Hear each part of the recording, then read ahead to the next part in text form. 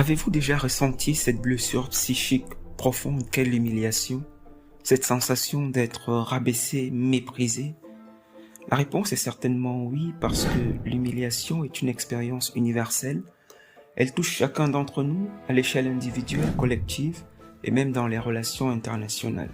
Qu'est-ce qu'une humiliation au regard du bien du pays? Le politologue français Bertrand Badi s'est penché sur cette question en 2014 dans son ouvrage intitulé Le temps des humiliés, pathologie des relations internationales. Dans ce livre, il nous dit une chose qui fait froid dans le dos. Les relations internationales sont malades d'humiliation. Elle est devenue un élément structurant des relations entre les États et empêche ainsi l'harmonie mondiale. L'essentiel des idées défendues dans ce livre tourne autour de trois pôles: les types d'humiliation, les manifestations de celles-ci et leurs conséquences dans les relations internationales.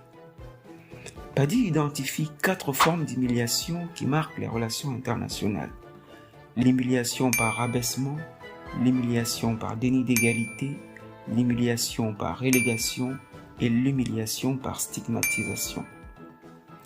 L'humiliation par abaissement, elle apparaît avant toutes les autres et elle est liée à l'évolution des guerres. Elle survient lorsque le vaincu subit une réduction brutale de son statut, comme ce fut le cas pour l'Allemagne et le Japon après la Seconde Guerre mondiale.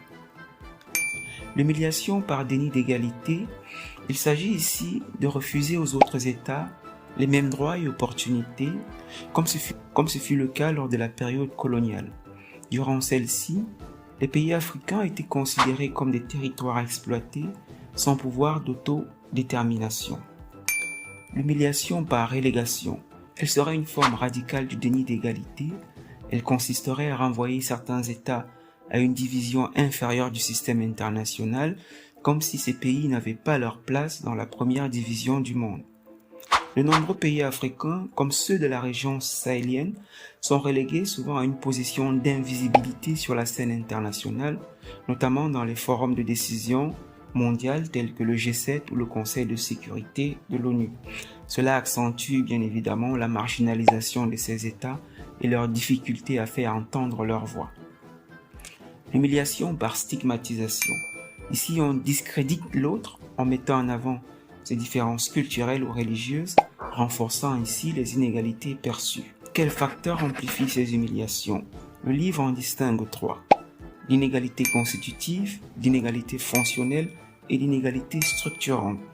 L'inégalité constitutive du système international. Badi dit ici que le système international actuel a construit ses fondations